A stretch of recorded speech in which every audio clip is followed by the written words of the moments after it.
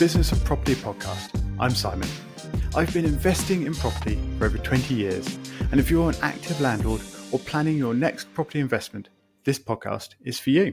If you have any topic suggestions or questions you think it would be interesting to ask me and have me answer in a future episode, then please do get in touch. You can email me on show@thebusinessofproperty.com.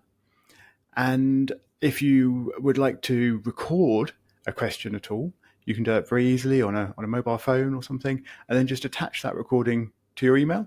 And then perhaps in a future episode, I could actually play out that recording before then answering as well. On to today's topic though, and it is all about how to make £1 million from buy-to-let property. Now, back in episodes 80, 82, 86 and 89, Stuart and I actually recorded a little mini-series focused around how you could replace your salary or replace an average salary with property investment, or with income from property investment, I should say. And following on from last week's episode, talking about a £1 million property portfolio, and combining that with thinking about sort of income and what you can generate from property, made me think about what it would actually take, what it does actually take, to make £1 million from property. So I thought I'd work it out. So I have made a spreadsheet, and this episode is really all about talking through what I've discovered in creating this spreadsheet and creating the sort of model that would help answer this question of how to make £1 million from property. Now, this first version of the spreadsheet is focused on buy-to-let investment specifically, so buy-to-let property with standard single lets, not multi-let or HMO properties. But I will probably adapt it for other sort of investment strategies for future episodes as well, so we can explore some of the differences between them. This particular one, though, is keeping things really quite simple. Before we get into the actual model, though, I should probably define what I mean by making £1 million. So for this example, this scenario that I'm going to be talking through, making money from property means rental profit. So I am taking off mortgage expenses and an amount for other running, maintenance, voids, management, etc. expenses. And then it's the profit left after that. But what turns out to be the much larger contributing factor in this particular scenario is I'm also including equity gains. I'm not expecting the properties to be sold, so I'm not expecting this to be real cash gain for the £1 million, but I think the equity gain in the property still counts as having made that money from property.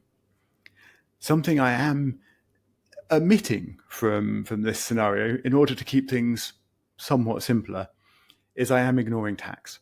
So there is no tax anywhere in this model at all.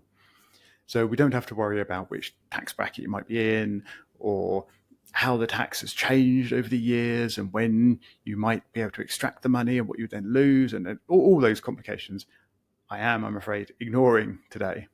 What is in the model then? If we've got no tax, what are we including? Well, the model I've built is structured around looking back in time and what we could have accomplished. And this isn't really because I want to look back rather than looking forwards, but in order to try and have a bit more realism in the model, it's much easier to look backwards. Because if we're looking forwards, we're just guessing, and we'd have to say, house prices or house values increase by, 3%, 4%, or whatever it is per annum on average, and it just ends up being a very linear sort of model. So instead, I've looked back over the last however many years we've needed in order to accomplish this. I won't say that yet because it gives away the exciting bit at the end, which I'm sure you're going to be desperate to hear in a few minutes. So the model includes real property prices. I have chosen an area that I know reasonably well, or at least used to know reasonably well. It's actually an area in Brighton. So I've picked a sort of specific area where I know the properties and I know the type of properties, all quite consistent. And I've looked back over the past few years and picked out property prices there. So I know that the property prices are reasonably accurate. Similarly, I have a good idea of rents over the last few years. So I've also got fairly accurate rents for properties within this area. Of course, another big factor, because we are buying with mortgages, is interest rates.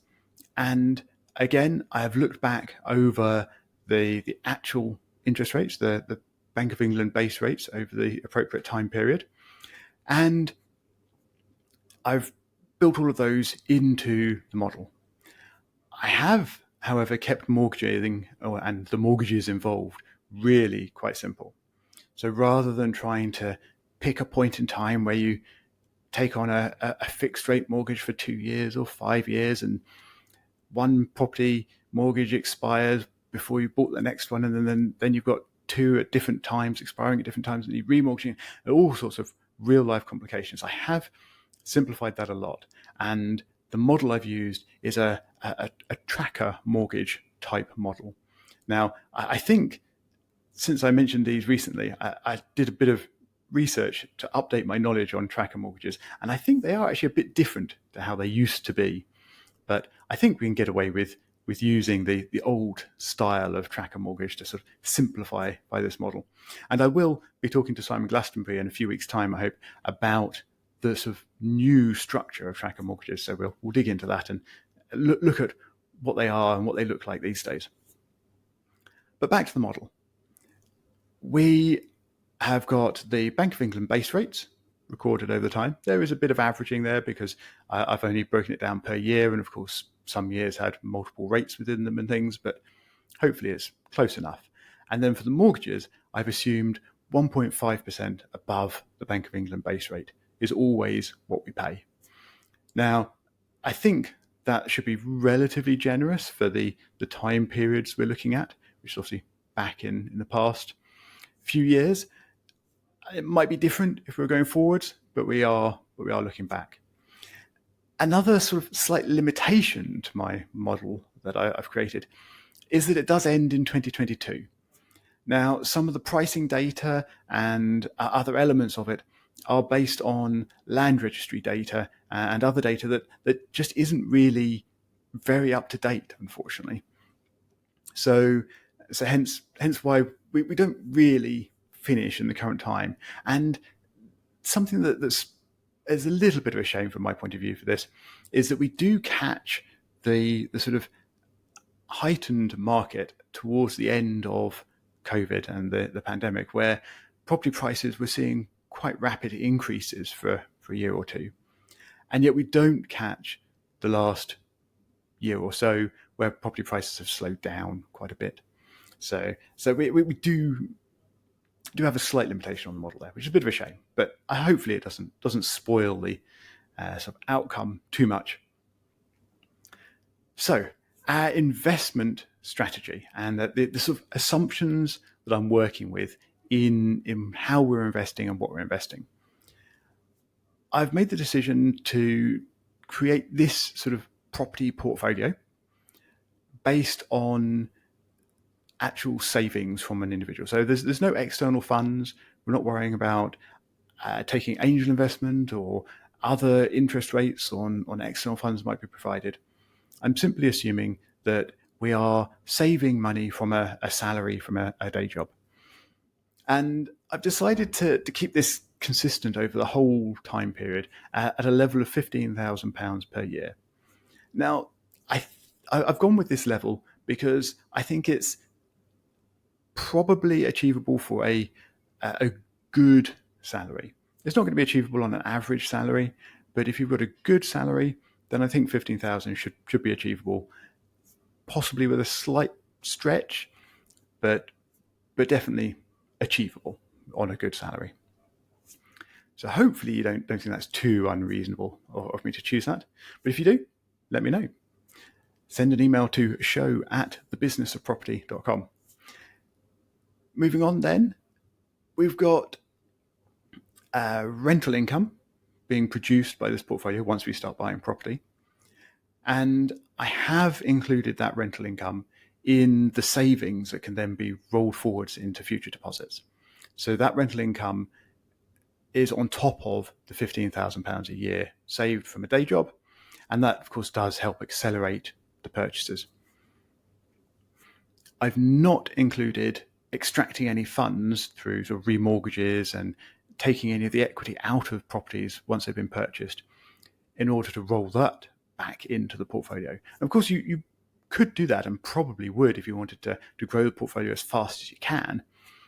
However, it would make the model a lot more complicated, not least because we've got to worry about new mortgages starting and potentially different rates and things. And you would normally achieve a remortgage like that with a new fixed rate rather than just extending a tracker, although that might not always be the case. But anyway, I kept it simple. No remortgaging, no extracting of equity in order to roll back into the portfolio. The type of portfolio we're building, as I said, this is all based on a real area of Brighton that I've got in mind, that I'm aware of, that I know the property's in, and I'm choosing within this area to be focused on 3-bedroom family homes. So they're, in this particular area, they're terrace houses, so nothing special. They're all fairly similar-ish and all quite sort of consistent. So it makes it a little bit easier for finding prices and things over the years. And it also means that they all track roughly the same sort of value and rent and things, so I can use single numbers to track all that information. As I mentioned before, they're buy-to-lets, so single lets, nothing fancy going on there. And I'm also buying at market value. I'm not picking out properties that I think were reduced or that needed work. I'm picking out sort of market value, good standard properties that don't need any refurb. So I haven't included any refurbishment money or anything like that. I haven't included any uplift in value based on refurbishment work or anything else that might have been done along those lines. So it's a very simple structure for building a very simple buy-to-let property portfolio. So, of course, the question is, how do we actually make £1 million from this buy-to-let property portfolio? How could it have been done over the last few years? So I have this target of £1 million made in rental profit and equity gains in the portfolio. And I then had to fit it backwards over the past few years. So I worked backwards.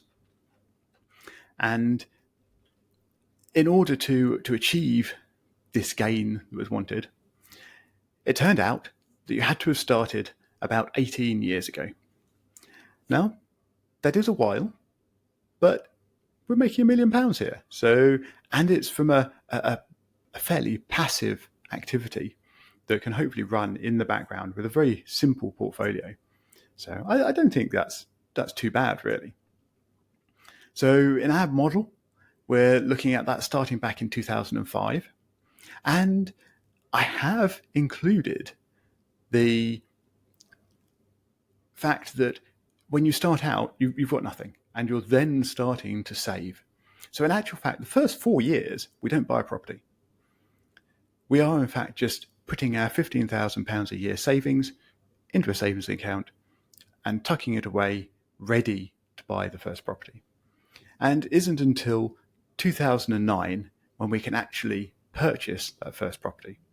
So we've got 4.5 years of savings in order to be able to do this. We are also helped a little bit by the fact that the property market had a little bit of a wobble in 2007, 2008, and prices got a little more favourable briefly. So we're able to purchase our first property. And in this model, it's a roughly £290,000 property. Another assumption I didn't mention earlier is that we always buy with a 75% loan-to-value mortgage. So we're borrowing £215,000-ish on that, and we've put in a deposit of 72,000 or in that region. And this is our first property in our portfolio, and we rent it out, and we've got interest being paid on the mortgage, we've got ongoing general expenses, and of course we have rent coming in. So we make about £6,000 in our first year of that property being rented out. So with that property in place, we've now got that rental income. We've now also got £15,000 of savings every year. And unfortunately, there isn't much we can do for a little while. So again, it's about 4 years of saving and waiting and just letting things compound until we can buy another property. So we're now in 2013, and we can now purchase another property. We're buying roughly the same type of property, but we're now spending about £375,000 on that property. And again, £280,000 mortgage, nearly £95,000 deposit. And we roll that into our portfolio, and we keep going. It's another 4 years again before we can buy again, having saved up enough from the rental income and the savings money that we're putting aside every year. This time around, the market has gone up quite a lot, and we are now spending over £500,000, just over £500,000 on the next property that we're buying. Of course, £380,000 of mortgage and over £125,000 of deposit this time. So you can see each time these deposits are getting quite a lot more and quite chunky because the value of property is going up. But we are able to still do this over just a few years of savings and rental income. So even without taking money out of the properties, taking out equity through remortgaging, we can still make this portfolio grow. We can still compound and sort of roll up the value in this portfolio. And the last step to building this portfolio is one more property purchase 3 years after the last one. And we now spend, the market hasn't been quite so good in this time, this is sort of beginning of COVID, and we're now spending 535-ish thousand. So it's not that much more than the last time. But the important bit, of course, is the equity growth in this and how much we have made over this time. And in order to reach our £1 million sort of threshold, we do need to wait another couple of years. So we've got a portfolio of 4 properties. And I should say, actually, the model and how the numbers work out, we could actually buy another property at that point and make it a 5-property portfolio. But we don't need to do that in order to break the £1 million barrier. And hence, I haven't included that because it doesn't change the year when that happens. So I haven't included that in this particular model. So we only needed a portfolio of 4 buy-to-let properties. We did need 18 years to save up, purchase, and roll up the gains through this portfolio and wait for the total gains. But by year 18, this property portfolio has made us about £1.2 million. Now that breaks down as nearly £300,000 of rent across these years. Now remember, the rental income and indeed the capital gains from the property didn't start for the first 4 years. So while we've got 18 years of a sort of plan and execution here, the gains really only came in the 14 years at the end of it. So we've got £300,000 of rental income, or rental profit, I should say. We have taken off expenses from that. And we've actually got over £900,000 of equity gain in our property value, hence giving us the 1.2 million. The previous year, we were only a little bit over 900,000. So it's quite a big gain just in that last year. And of course, the 900,000 doesn't meet our £1 million barrier. So hence we needed that extra year for things to compound further. And by the end of this portfolio, because we haven't been remortgaging, although we have obviously been buying new properties, and the new properties have come in at 75% loan to value again, but the portfolio as a whole of the properties has now only got a loan to value of 48%. So we are actually in a pretty healthy condition from that sort of point of view. So we would be able to weather a bit of a reduction in property values, or maybe a rapid increase in interest rates, which may have actually just happened a little past this particular model. In order to build this portfolio, we have put about £425,000, or spent, perhaps I should say, £425,000 in deposits. However, from just that £425,000 of deposits, we now have property that is valued at over £2.5 million. So that's incredible capital gains there, which of course, as I said already, gives us over 900,000 of equity gain and equates or allows for most of our £1 million that we have made from this property portfolio. So that is how you make £1 million from a very simple buy-to-let property portfolio. And you only need 4 properties in this particular area, and you only need 18 years to do it, assuming you can save at a strong enough level, and you just keep buying. Now, something else I should mention is that there's no timing the market in this property scenario, this model. Each property has been purchased as soon as the savings have built up enough, as soon as they've allowed.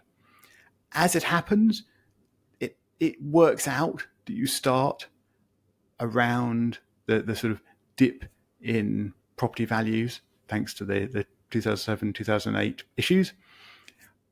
But I don't think that's really critical to the scenario. And certainly the later purchases, of course, were just happening whenever there were funds available. So you can do this. You can build a £1 million, you can make £1 million from property. You've actually built a £2.5 million property portfolio, but you can make £1 million from property in 18 years without worrying about timing the market, without worrying about doing anything complicated, and with a largely passive portfolio. You don't need to do refurbishments. You don't need to worry about buying below market value. You don't need to worry about doing anything very complicated. Now, of course, you could probably accelerate this process by doing more complicated things, by doing refurbishments, buying below value and forcing that value increase. You could certainly accelerate things by taking equity out of the property gains and rolling those back into new deposits in order to purchase faster. You could probably use a more complicated strategy with HMOs, for example. And that's actually not that much more complicated. There are far more complicated strategies beyond that. But with HMOs, the profit level is probably higher. So you would have more rent profit in order to roll back into growing the portfolio. Now, this is based on a specific area in Brighton. I'm quite curious about rerunning this experiment on other areas of the country. So if you have a particular area of the country, of England particularly, because that's where the data is most available for, please let me know. Let me know which area it is. Let me know the postcode and the type of properties within that area and the sort of situation that you would be interested in knowing how this works out for. And I would love to put together an alternative model and talk about that again on a future episode. Please email me with those areas and those thoughts and those ideas at show@thebusinessofproperty.com. And I will be back again next week to perhaps talk about a different scenario for making £1 million from property. Thank you very much for listening.